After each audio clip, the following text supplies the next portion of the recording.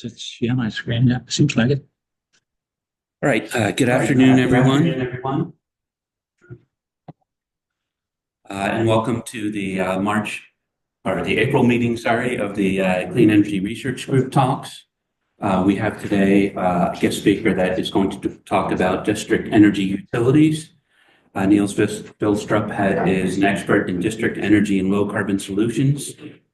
He's a Danish renewable energy expert with over 16 years of global experience in district energy, renewable energy, low carbon solutions, and project development.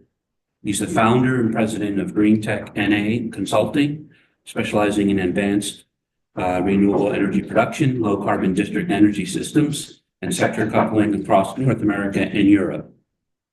He was a previous deputy director at Lonsdale Energy Company in North Vancouver, where he led renewable energy projects, developed carbon neutral strategies, and provided strategic advice to city leadership. Before that, he was the head of the Danish District Energy Advisory in North America at the Royal Danish Embassy in Washington, where in 5 years he facilitated over $2 million in district energy export initiatives and projects and built strong partnerships with developers, universities, municipalities, and public institutions. So I'm really looking forward to the talk because Niels is a consummate expert in district energy utility, and we know that the solutions for climate change require a multi-level approach. And so when we have situations like we do now where national governments and global coordination is starting to falter, there's still a lot of room for action either at the state or provincial level, as we're seeing in California, and particularly at the municipal level.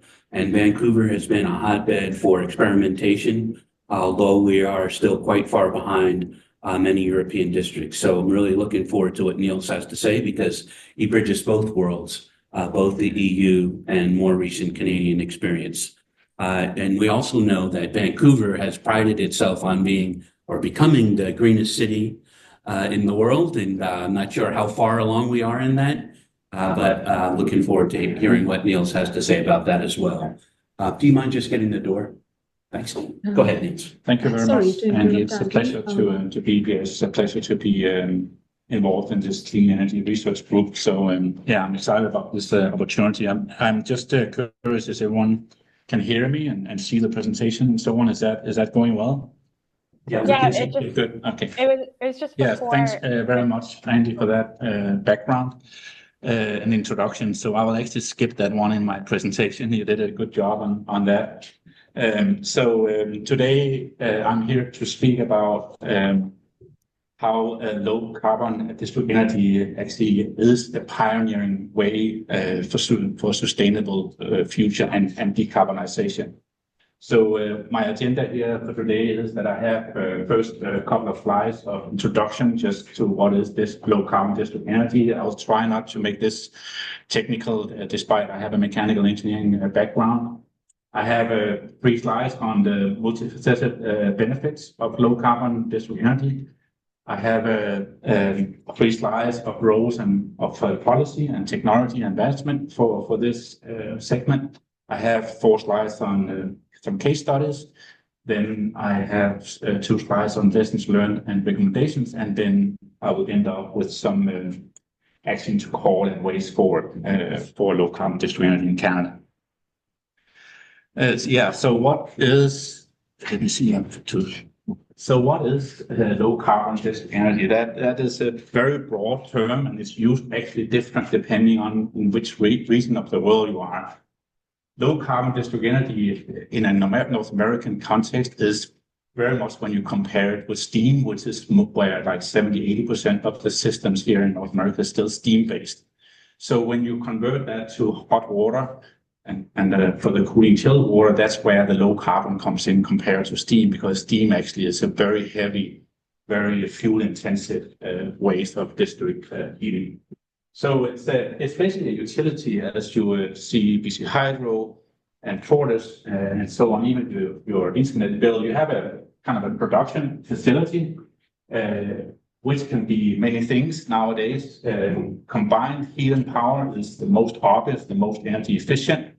You can also have heating only. You can have cooling only. You can have a combination of heating and cooling. So there's many ways to do this. Then you have an underground pipe network where you basically circulate hot water for heating and cold water for cooling. So it requires a network in the streets underground to facilitate the heating and cooling of the building. So you have the network in the ground, and then you have all the connections to the buildings. So typically you will have a separation between distribution systems, which is then kind of part of the production facility and part of the same ownership. You have heat exchangers inside the building, and then that is where the exchange and also the metering for heating and cooling actually goes on between the buildings. It can be anything from industries, residential, commercial. It can be broadly used. So it also kind of shows that it's a complex system as well. It's not just as straightforward as you have an electricity connection or a force. A lot of in North America, the current energy sources, but this is still fossil fuel and natural gas and oil. But there is also now here a big push for moving into more renewable energy sources for the production. And the good news is that most of the technologies is already invented and they are already well proven around the world. So it's not because Canada or North America as a whole need to start all over. And that's something I'll come back to, how that actually matters. The big advantage as well is energy efficiency. And that is very much driven by how high a temperature you need to distribute your hot water with. I'll also get back to that. But the big factor here is actually the difference between how much energy you put out to the system and how much you need to circle back, because you want to make sure that you don't need to circle as much back, because that actually expands how much energy can be used. So that kind of delta T, as we call it, is very important and something we need to focus on. And then the next thing is, of course, to drive down the temperatures of the system. So just a little bit of an overview of what is the main points here.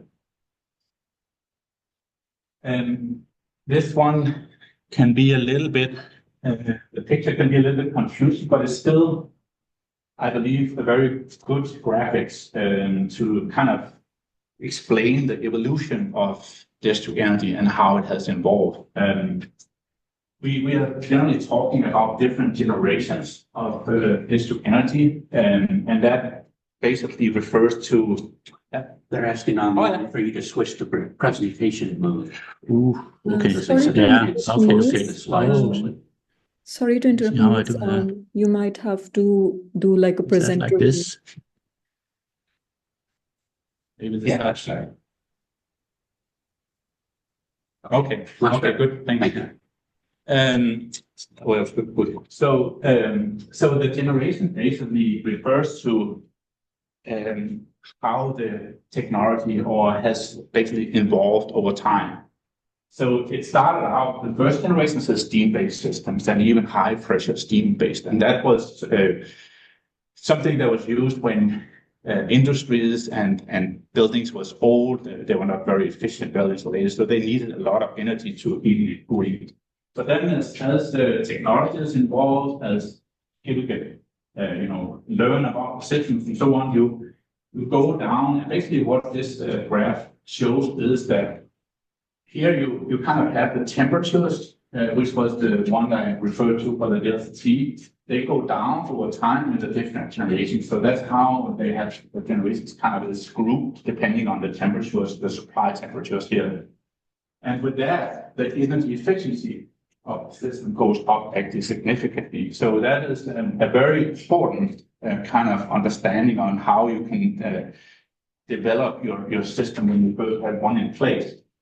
And with the lower temperatures, you actually also all of a sudden expand a huge amount of what kind of production technologies you can use for your district energy system, because more the renewable energy sources, I guess geothermal is a good example, comes up of the ground with typically lower temperatures, but as your system and you actually don't need these high temperatures for heating and cooling, then you actually enable all these technologies to be fed into the system. So that is why the temperature conversation about both your district energy system, but also what your buildings need of temperatures and how much energy they actually need for heating and cooling is very important, and they are tied very, very closely together. And we are in North America, Canada, and also in US. I'll focus mostly on Canada. We are still at 1 and 2 second generation, to some extent third. We still have steam systems in place, like in downtown Vancouver. We still have a steam system which has been in operation, I think, since maybe late 1800 or something. That's what we see also in the US. But more and more hot water systems is coming in place, and it's an evolution, because you can't just take a steam system, convert it to hot water, and then think you can just heat the buildings by that, because the buildings they need to be adaptable for this. So you also need to do a lot of changes in the building. So it's complex. In Europe, because this has been adapted so early on, we are at 3, 4, and to some extent 5th generation already. So that is actually where in Europe all these technologies has already been well proven. That now we're even talking big data, we're even talking AI into the systems and so on. So it's very advanced.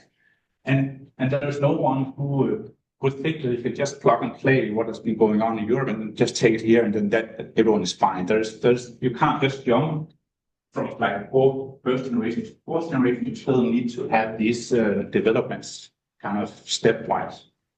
But so again, in Canada and US, 70 to 80% of the district energy system is still steam. So there is a lot to be done here. So going into some of the multifaceted benefits of low carbon energy is actually a lot. First of all, it is a significant technology to reduce carbon emissions, because it ties together not only for the production side and the distribution, but also the building side. And 15% of global emissions comes from heating and cooling actually on its own. So there is a huge potential here. And what is the most low-hanging fruit, even though it's expensive, is to convert the steam systems to hot water, which is where a lot of the development is going on now, especially on educational campuses. In the US, it's educational campuses who is driving this. In Canada, it's a little bit different. It's actually cities which drives it more here, and it's interesting why it's different. But for an educational campus like UBC has just done a huge steam to hot water conversion. They completed it a few years ago. It's easier for a campus because they control everything. They control the infrastructure, the buildings, and so on. Whereas a city is much more complex because you have developers, you have residents, and you have the city and so on. So it's more complex. But that is the next natural step, to at least convert to hot water. So what is the advantage of going from steam to hot water? Is it just that you can do it at a lower temperature? Yeah, it's definitely very much driven by the temperature, because steam is actually really energy intensive, because first you need to bring it up to 100 degrees, and then you need to boil it, and then you need to pressurize it. So that steps takes really a lot of resources. And then also most of the modern production facilities, this oil and gas is the best to do that high temperature, high pressure, like biomass and others is not very suitable for these high temperatures. So when you lower it, there's both the energy intensity, but also the type of production facilities that you can use. And then, of course, there is also a big advantage with the system, that the combination of heating and cooling is straightforward in many ways. So you can both produce heating and cooling at the same time, which, when we have a climate change, temperatures rising, that makes more sense. The next thing is also the electrification. So electrification is very much a buzzword, I would say, for decarbonization. As we also know, we have to be very careful because if we just switch from try to solve one problem and put everything over on electrification, we just create other problems. But the advantage for district energy is that industrial size heat pumps, we know the heat pumps that we sometimes have in our units, the small ones on the wall or whatever, the portable ones. If you make them on a huge scale, like industrial, that's 7 megawatts, they become actually very energy efficient, much more than the units you have in your apartment. So with that, you can actually produce the same heating and cooling with an efficiency of 5 to 10 times, if not more, than what you would be able to do with the small units, because a lot of the small units is just commercialized for mass production. But when you put it in a district energy system, it's very much thought about peak loads, demands, optimization controls, and so on to a larger degree, making the efficiency much higher for that. And then one of the most neat one, which was also kind of shown in the first graphic about generations, is that you have this opportunity to put all the renewable energy sources into your district heating system when it's low carbon. Even wind power, even natural gas, renewable natural gas, biomass, data centers, waste heat recovery from data centers, from heavy industries like car manufacturer and so on. You can actually utilize that when you have a hot water system compared to a steam system. Then there's the whole economic growth, circular economy part of it, which is very important too. So there is if there is this opportunity of creating a new kind of type of high-skilled jobs, because when you want to adapt these technologies, which if it's already well proven in Europe and other places, that will create a new kind of type of high-skilled job to implement and to operate them to make them work. So that is a big factor.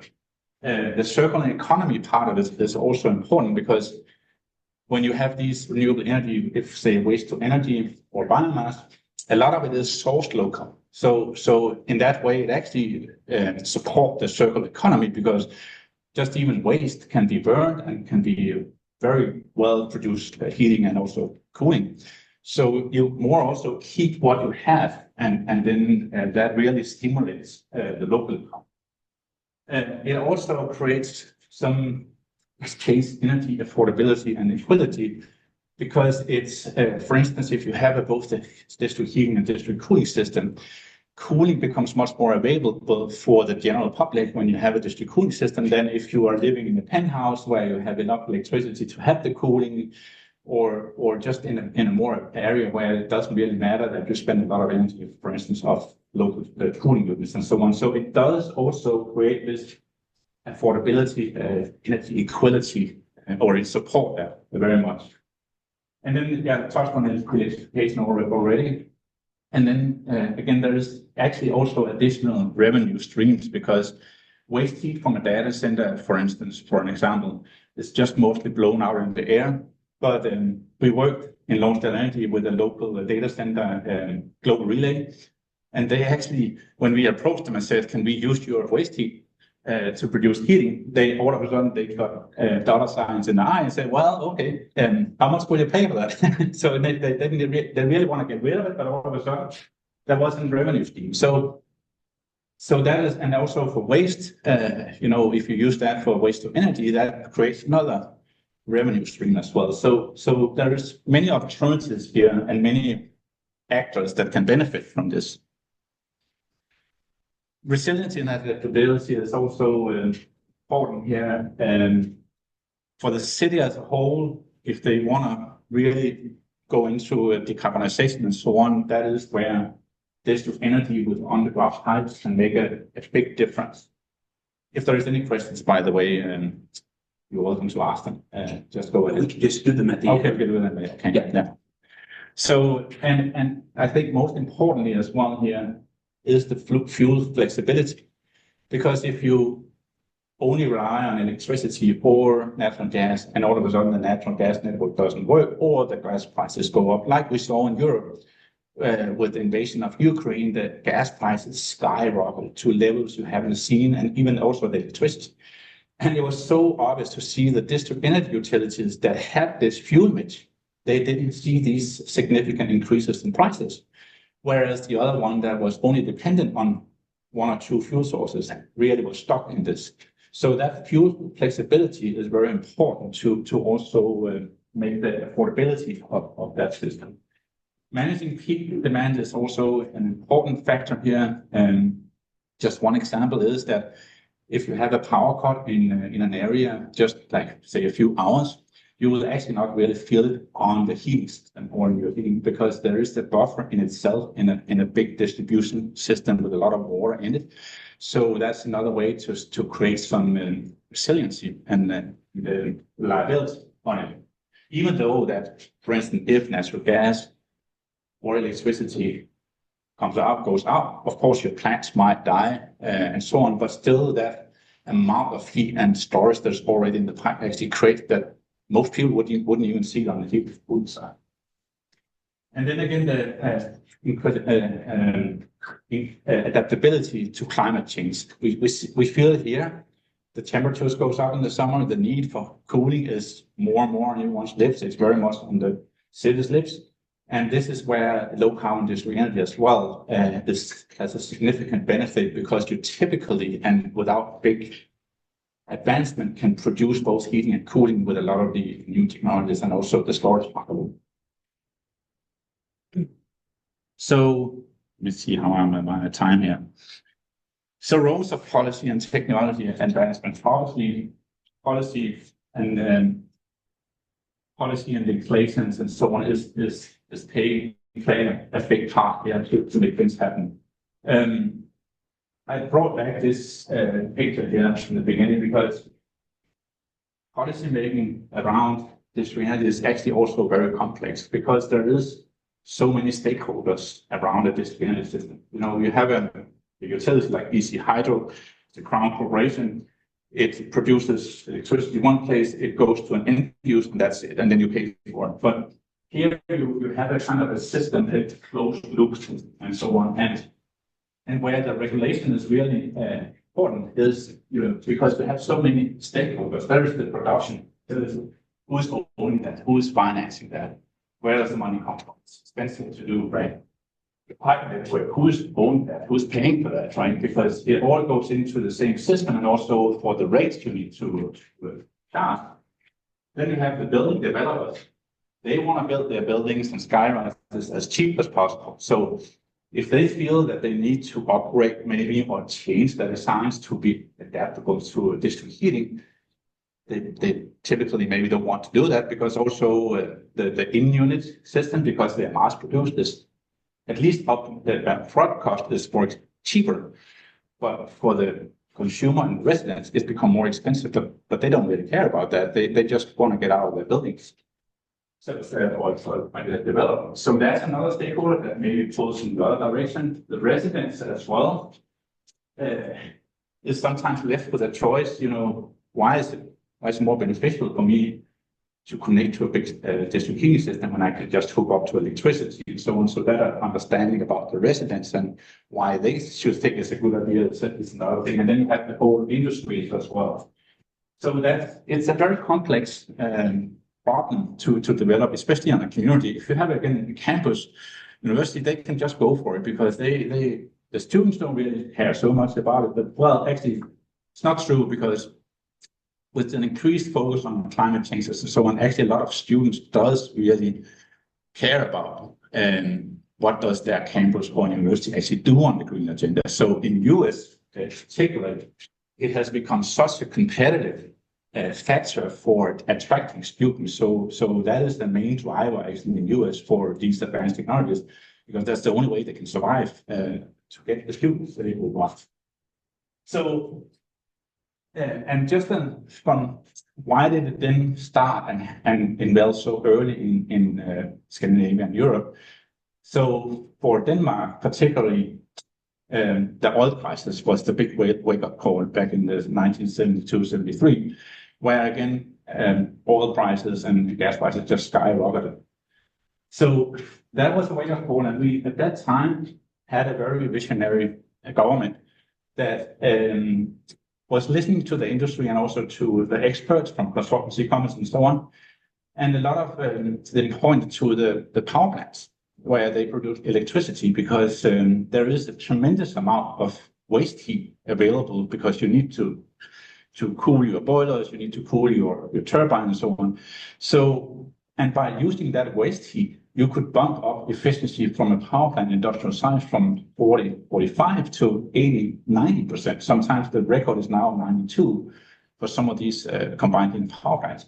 So they actually connected the dots and said, okay, we have a huge energy source right there. So that's where the whole evolution for the district energy started, even though it was with high temperatures, but at least the pipe network come in the ground.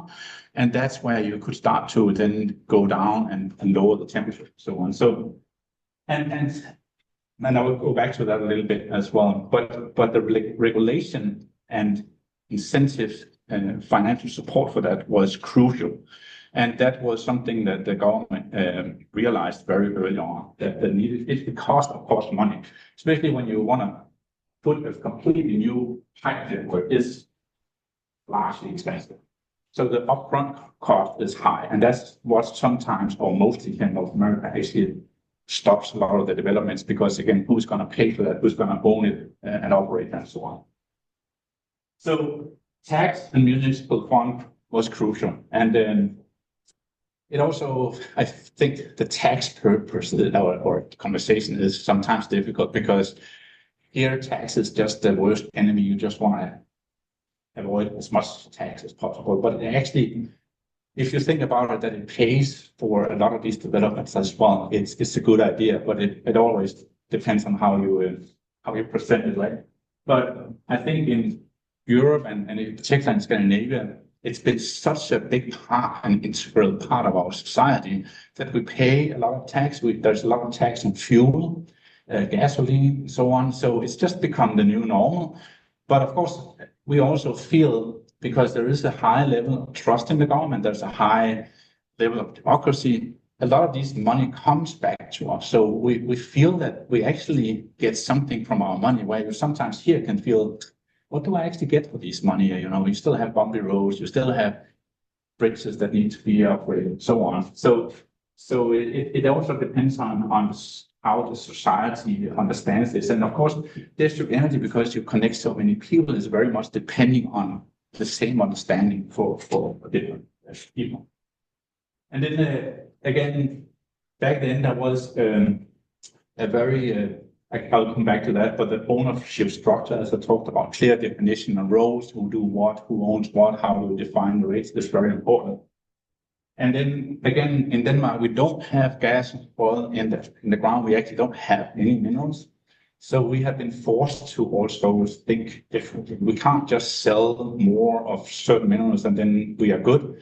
It has all been very much depending on our own innovation and how we kind of rethink everything.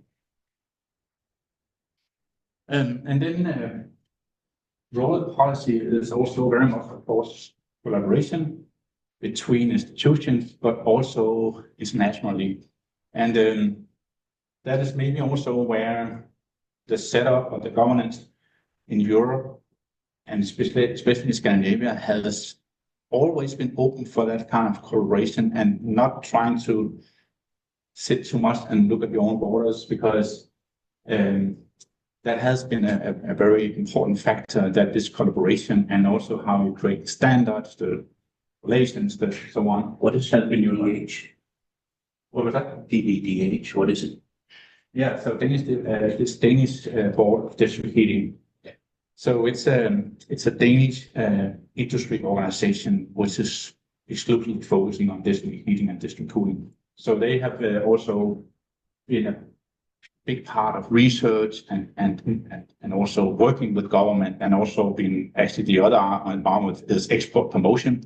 So they also very much go out in the world. They have been here in Vancouver as well to promote like a little bit of what I'm doing here for low carbon district energy. And then I also want to highlight some of the like main technology advancements that has been. I have been touching on some of them. Industrial side heat pumps is definitely one of them that is constantly evolving now as well. In Europe, there is a company, MAN, which is known here in North America as well.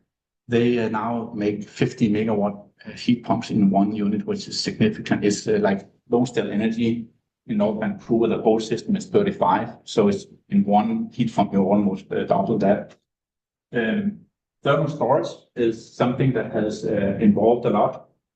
And that can be both for peak shaving, if it's morning and or evening, for showers, cooking, and so on, but also even seasonal storage. There is examples of big old quarries where you have been taking up soils and so on, and instead of just leaving them, if they're close enough to a city, you can actually insulate them and fill them with hot water or cold water, and then you can actually use it as a seasonal storage and more or less keep a small community, for instance, hot by one big pile of water or cold as well.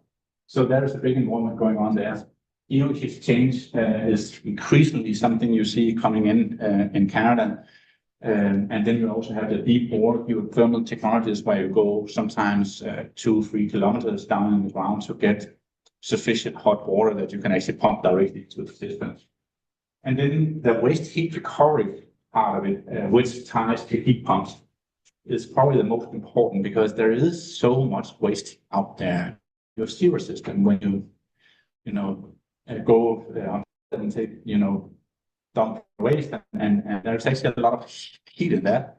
Data centers obviously has a huge amount of waste heat because to process data maybe only require 1 or 2% of the electricity load. The rest is basically just heat that's produced. So there's a huge electric boiler facility in itself. And then the sector coupling between electricity utilities, natural gas, sewer system, city utilities, and so on is obvious also with these types of systems, especially as the temperatures go down. Some case studies. I need to speed up here. I can see. So this is actually one of the largest district cooling systems in the world. It's in Italy. It started back as in 1993 with recovering heat from the industrial power plants.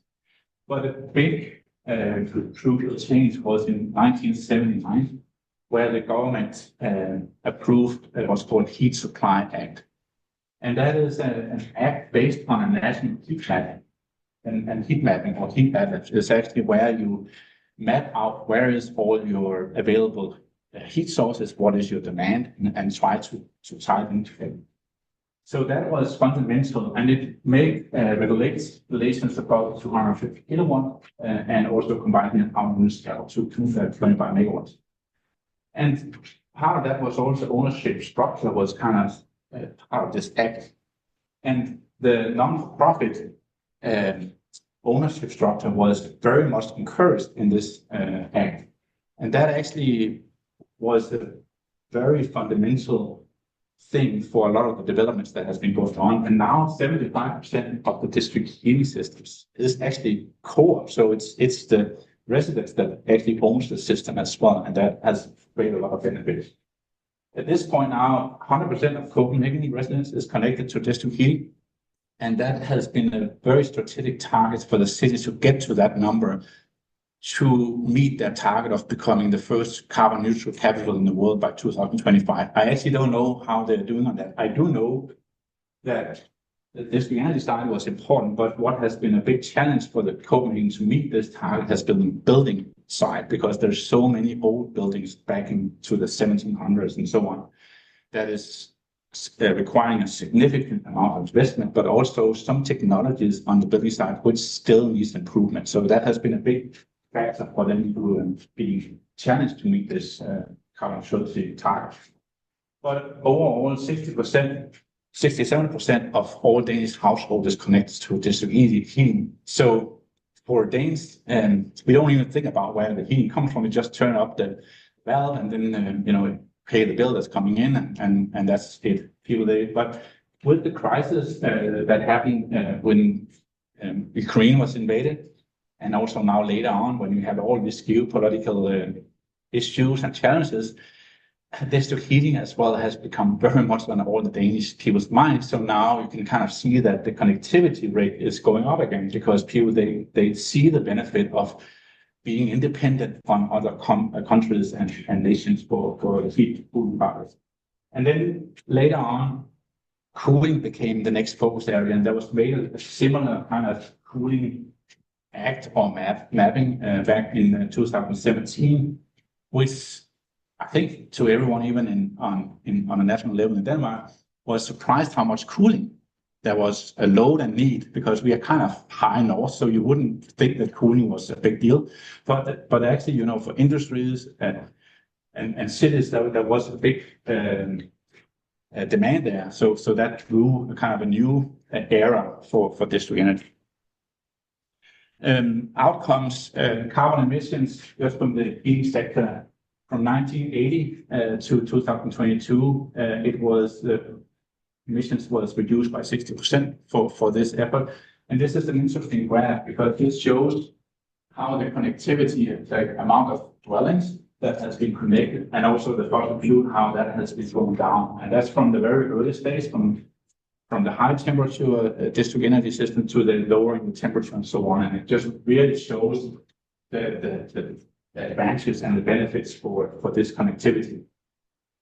The co-op has turned out or has shown to be a huge technology innovation driver, because when everyone is kind of owning their own heating and cooling system, they also realize that the more they are able to optimize the system, the more they are able to put in newer technologies, they can actually reduce their own heating rate, cooling rate. So that engagement to be connected to a heating system like that has been a huge innovation driver. Something I think people, they didn't realize back then when they kind of supported this idea, but this is where all the innovation actually is going on now. It's in the small communities, the smaller the better, because they really kind of start to compete as well. How low can you get your rate? And it has, you see, it's a proven technology for the green transition. So there is no doubt about it, but it doesn't mean that it's not complex. Just some case studies from North America. Metro Vancouver, as you mentioned already, Andy, is actually a big hub here in North America for district energy. We already have more than 20 systems in placements. A lot of them is smaller, but some of them is like 10 of them is larger. And in Metro Vancouver now, there's a huge drive for utilizing waste heat in sewer systems. So there is 5, if not 6, industrial-sized heat pump projects underway in different stages. Most of them, some of them is already being implemented. And there is at least 5 or 6 more in the pipeline. And there is actually a lot of heat available in the sewer system. So I think it's really good that Metro Vancouver really realized.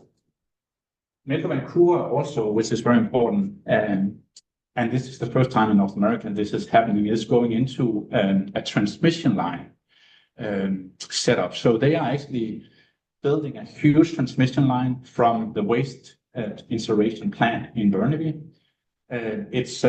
And then so Metro Vancouver will own and actually utilize this waste heat from that plant, and then Burnaby, Vancouver, to some later on, probably New Westminster, so on, will actually connect. And this is a very genius way of cost sharing, because Metro Vancouver will own and operate the transmission system. They'll pay for it.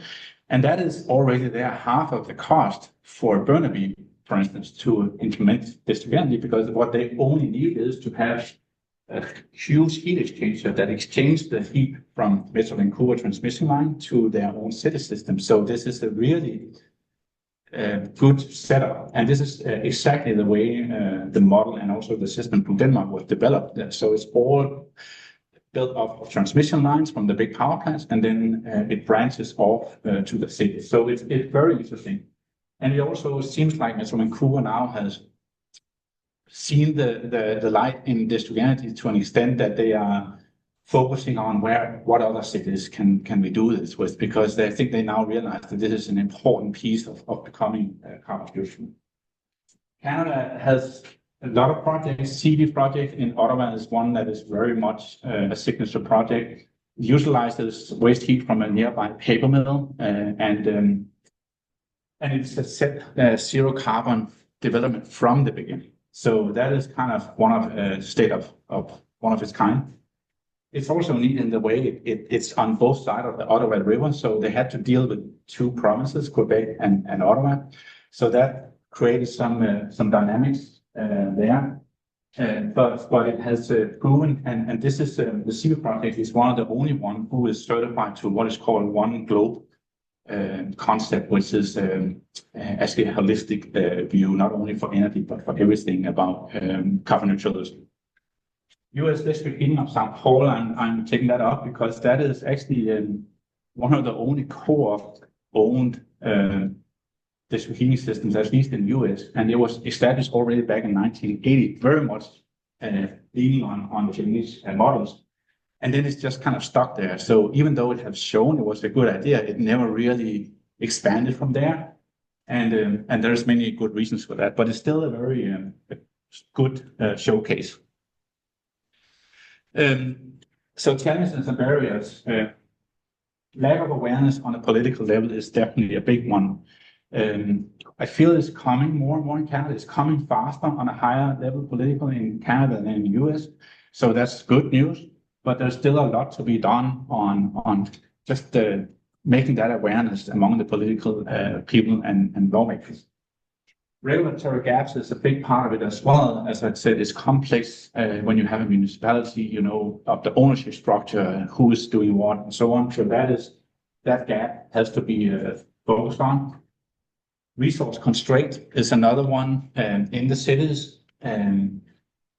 For instance, in the planning department, you will be surprised if you see the amount of people in a planning department in Canada or US compared to, for instance, in Denmark. And one of the big ones was in St. Paul, where I worked with St. Paul in my previous role. We had a city planner from city of Aarhus coming over and work with Pittsburgh as part of the effort to try to speed up implementation of district energy. And the first thing we realized was that they were 5 people in their planning department, where Aarhus is 25 people.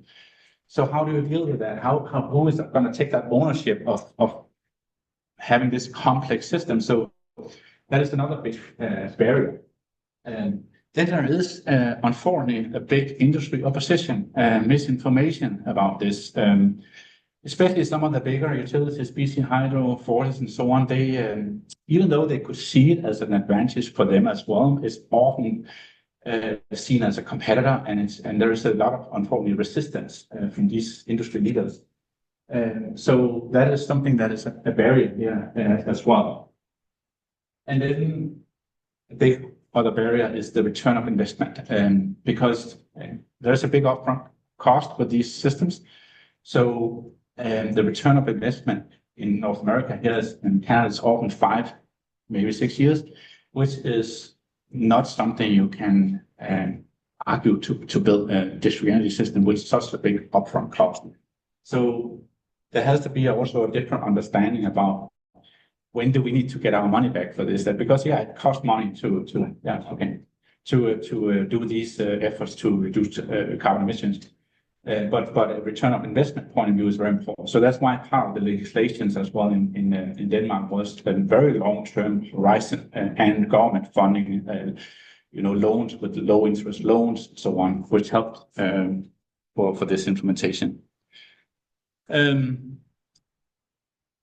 Now, I just wanted to this one. Let me just check how much this.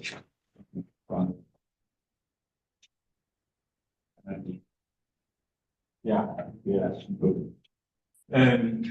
So the community engagement part of district energy, I think, is actually something that is very much underestimated.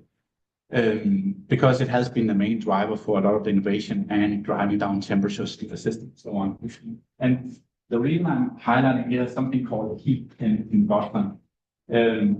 It's an interesting phenomenon because in Boston years ago, they had a big gas explosion. There was a big part of the pipeline in Boston that actually exploded and it blew away several houses, and I think it even kills people. So based on that, there was a big group of mainly women that said, to hell with that gas utility because it's not good for us, and now it's even blowing up our houses. So they went together in something called heat. And people was kind of shaking their head in the beginning about this because they wanted to, they were only focusing on geothermal systems and heat exchange systems for heating and cooling, and because they said we don't need gas and electricity and oil for this heating. And they fought a lot, but now they are actually so powerful in that area. So now they are actually writing legislation and they are helping lawmakers to implement more of this. So it's just a neat story how this also as a community really can call people together. And that is powerful because you have this lobbying against it from some of the big utilities, unfortunately. I think I've been so just a few more slides about visions for the future according to my visions. Waste heat, again, 80% of waste heat in North America and Canada as well is not utilized, and it's readily available to be used. So more of that for sure, data centers and industries and so on. So, and this picture here is actually a huge waste to energy facility in Copenhagen, right across from the Queen's Palace in the city center, burning municipal waste. So it's taking all the waste for the whole greater Copenhagen area, including also actually beyond that. And they made it a ski hill. So this is actually artificial kind of underlay. You can ski on it on the summer. And you can also mountain bike and so on, you can climb. So they made it kind of like a signature project in the way that residents, they can use it also outside the facility. So that's kind of turning the municipal waste into energy. Address misinformation. There is unfortunately a lot of misinformation, especially around biomass and waste to energy, because even burning waste now, this plant is is actually the most clean waste to energy facility plant in the world. So, and it's right in the city center, so it's not going to contribute anything to emissions.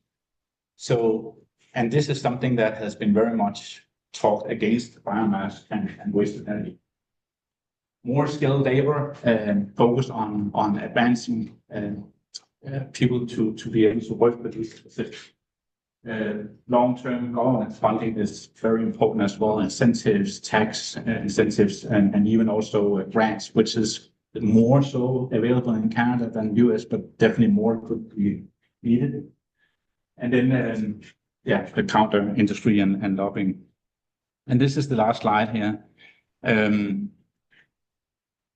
One big important thing, which I think also Mr. Vancouver is leaning towards, is doing the overall mapping first of the community.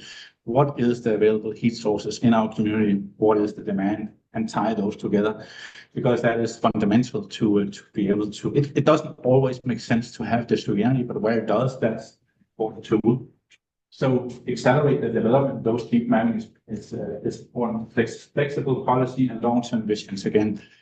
You cannot do this with a 5-year return of investment horizon. You need much longer because it's so financially intensive. So some of these guaranteed loans from the government with low interest is important. And then the big part of it is increased awareness on a political level. What is the benefit and advantage, and how can this actually help us drive down carbon emissions? And this is where there's a few Royal Roads, universities, UBC actually is very important, and that's why I'm actually very much thankful that I'm able to work with these universities on this, because this is a very powerful tool to make that awareness and get that up in the layer, so to say. And then again, the international collaboration here is very important because all the technology is already well proven. you can't just plug and play what you have been doing in Europe to North America. So there needs to be this focus on how do we make these adjustments, how do we adapt the technologies to the way we do business here and so on, which is not easy, but it's definitely something that can be done. I think that was it. Okay. Thank you so much. That was excellent. If you could stop the share. Yes, we can do that. I'm going to ask you all to just hold off for a few minutes because there are some questions that have piled up in the chat that I'm going to read.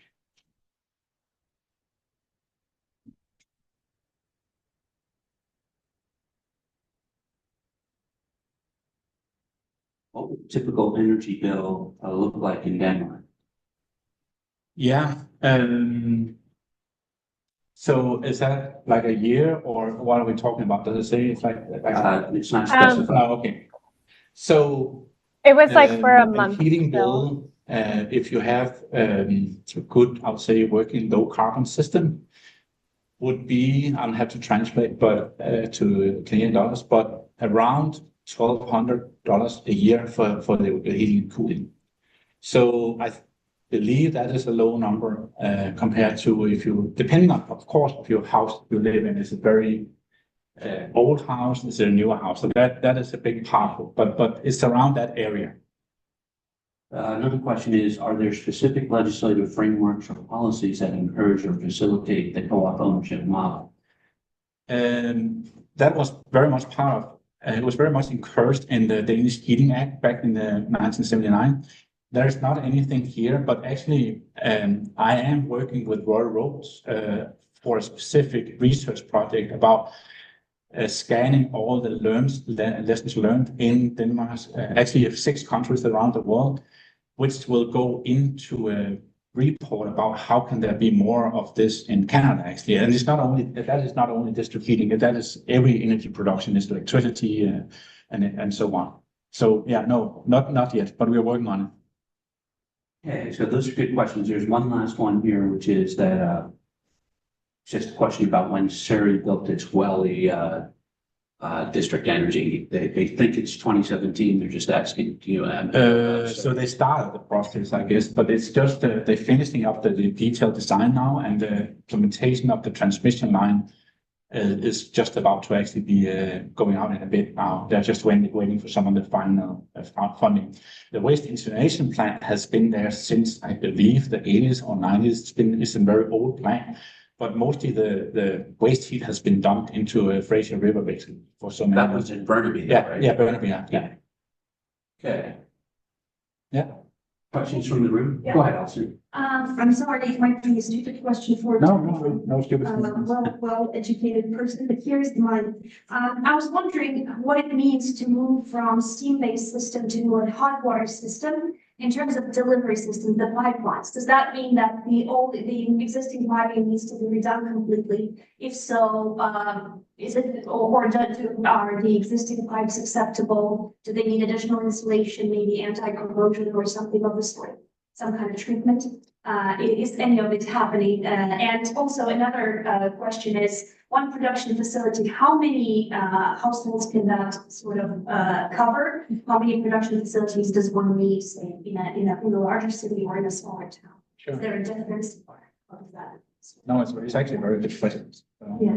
They are very good. On the steam system, typically you have to abandon the steam system. You can't reuse the pipes. First of all, they are typically very old, so they are not really, you need to do a huge upgrade or life extension, which is not really worth it.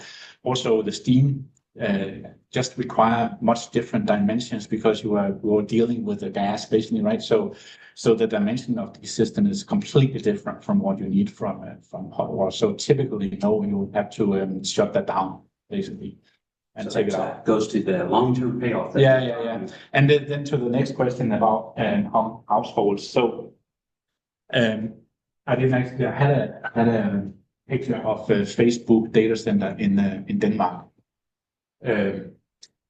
All the waste heat from that data center is utilized to heat homes. So that's a large data center. I don't know what is the capacity there, but that data center is actually able to heat 60,000 risks just in one data set, and now they're expanding it actually to a double size, so that will even be more. Yeah. Another question here online. How can we mandate waste heat contributors to provision heat exchangers ready for GIS mapping and picked up by BC Hydro and Fortis for energy markets? What was that again? How can we mandate waste heat contributors to provision heat exchangers ready for the GIS mapping? I think that is more, I'm guessing that's more of a regulatory policy question. Yeah, how can we mandate? Yeah, so how can we mandate waste heat?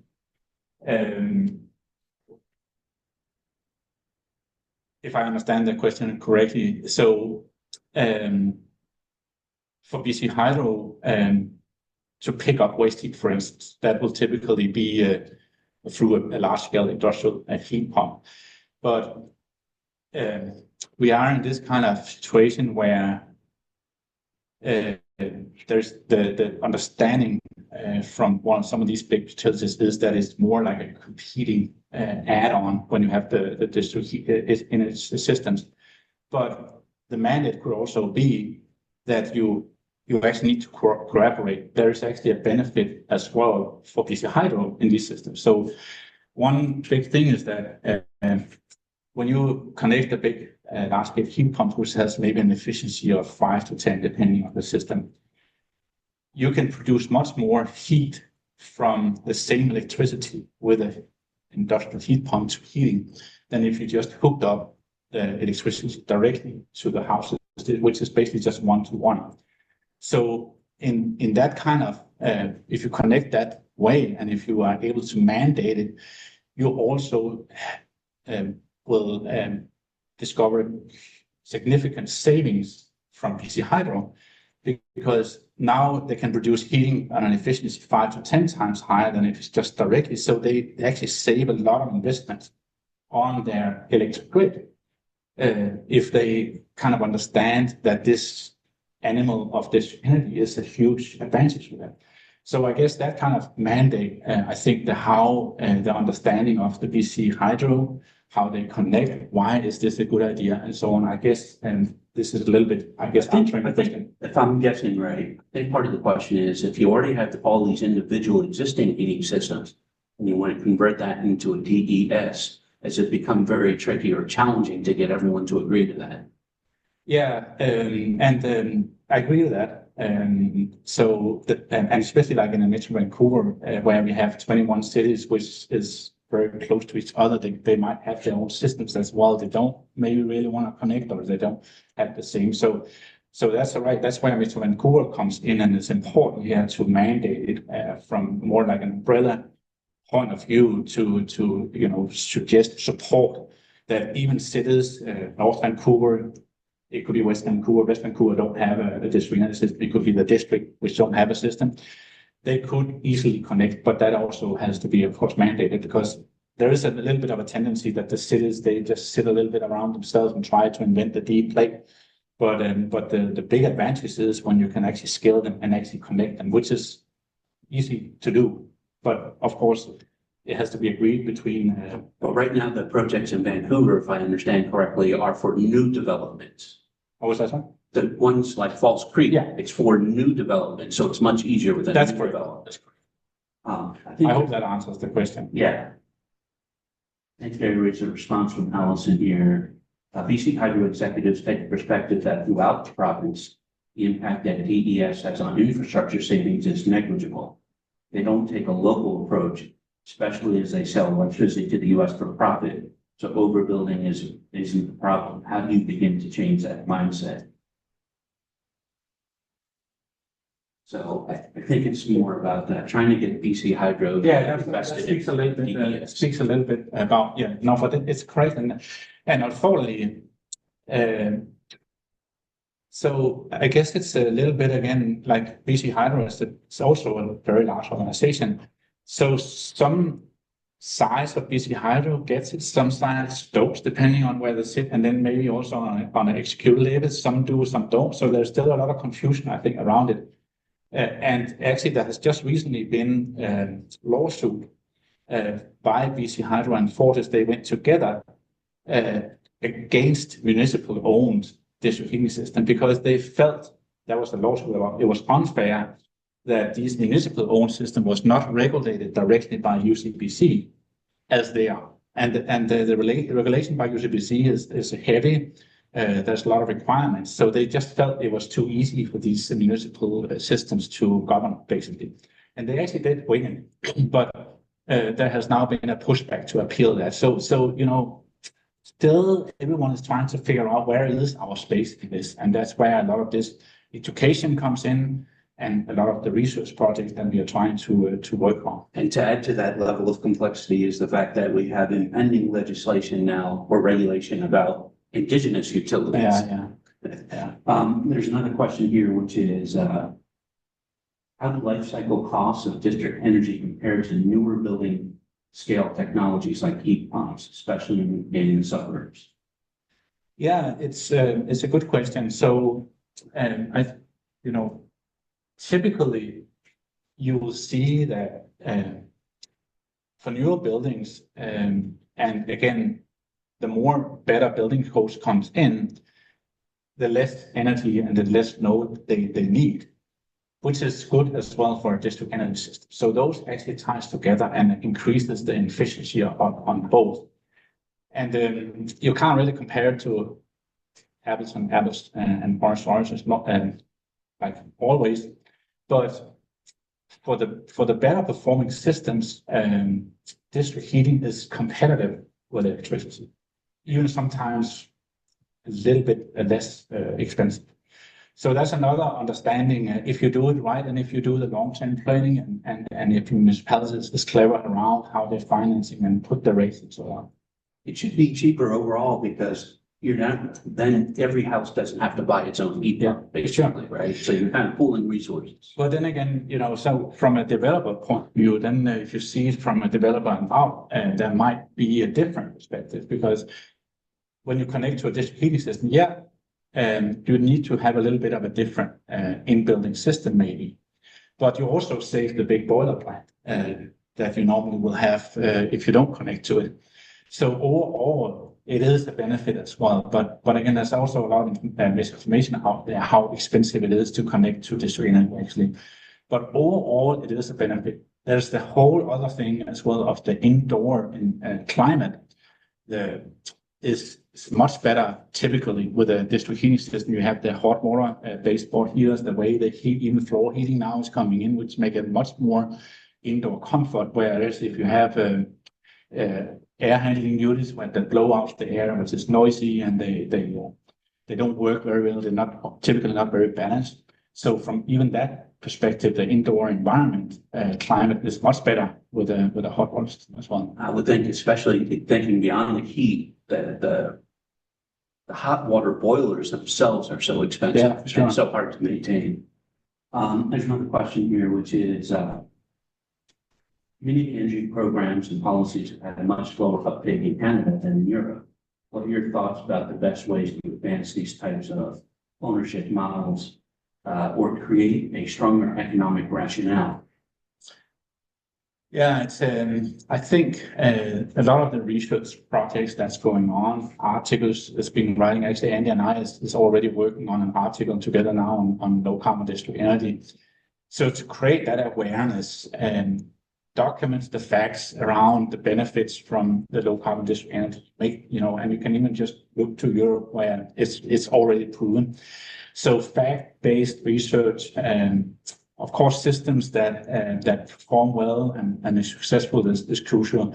But I guess the more that we just keep telling the story, and also you have to be very mindful about who you speak to in the government as well. Because if you really get some ownership and get in hold of the right policymakers who really gets it, that can be very powerful to do more and put it in the agenda as part of the carbon reductions. That's why we're here. We're working on that. One last comment, and then we'll close things up. Philosophical question. Can you really say waste to energy is part of a circular economy? If the end product is burnt rather than recycled? Yes, I can, because it's a good question. I'm glad you actually put it up, because the waste to energy is a huge resource in itself. Most of it here in Canada is put on landfills. Already there's a lot of big environmental issues. Denmark has closed the last landfill in 1994. We don't have any landfills anymore, and they are actually all cleaned up. So alone with that kind of glasses on, I can definitely say it's part of the circular economy. You also have the organic waste as part, there's the whole recycling issues here, which is another area. But if you take out some of that organic waste from or just store it in your homes, that's another huge energy resource for renewable natural gas production, instead of it's just damping off and producing methane on the landfills and so on. So it's just another example of the circular economy. You produce a lot of waste, but you also use all that waste and keep it in your community. So yes, I can definitely say so. Yeah, so I think that's a really important distinction. That is that organic waste or the methane from biodegradation is not going to be something that you're going to recycle. So why not use it? Otherwise, you're releasing that methane anyway. Totally. So I'm going to close things up here, but I want to thank Niels for a great presentation, and thank you all online for all your great questions. We're going to have another meeting next month where Omri Abram is going to be talking about agrivoltaics. That is using solar panels and integrating them into agricultural operations. Something that CERT hopes to be working on a lot more over the next year or two. Particularly as climate change starts to kick in, we're going to have increasing variability in terms of our temperatures, in terms of the increasing frequency of droughts, and also reductions in precipitation. So I hope you'll join us all for that next talk. And I want to close also by, pointing out how important these talks are for trying to move policy forward in BC. Here with district energy systems, we're a little bit ahead of the curve in terms of Vancouver, but there's so much more potential that could be gained, not only in terms of the circular economy, but also in terms of integrating those renewable energy systems into battery systems and then sharing those costs, because we can't expect every household, especially when we think about equity, to invest into huge battery systems and into renewable energy systems. So in the end, district energy systems are going to be a very important part of resolving these problems with climate change. Anyway, thanks everyone, and hope everyone has a great weekend. Thank you for listening in. Thank you very much.